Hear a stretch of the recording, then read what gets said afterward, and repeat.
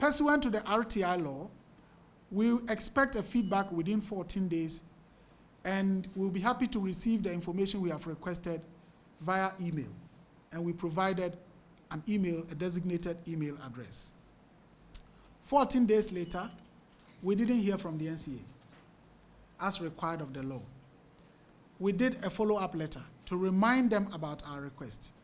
On the same day we sent a reminder, we got 2 letters from the NCA.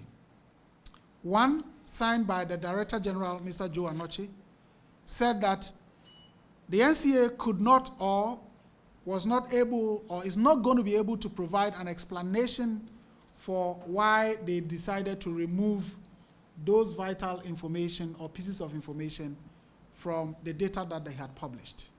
And that the 3 other requests, which is the list of radio stations they had shut down, the full list of radio stations that were authorized as of June 2020, and the full list of television stations that were authorized as of June 2020, they were assessing that request and they will get back to us on that.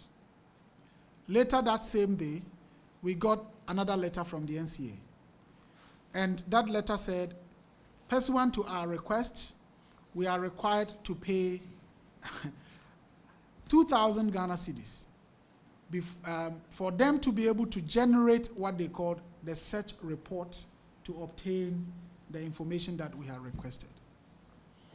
Our concern, having received that, were twofold. One, why would it take a search for the NCA to establish the list of radio stations that they had shut down? And 2, under the RTI law, why would we have to pay an amount as high as 2,000 Ghana cedis for the NCA to give us just a basic information as, full list of radio stations, full list of television stations, and the list of stations that they had shut down, knowing very well that this is something that the NCA has?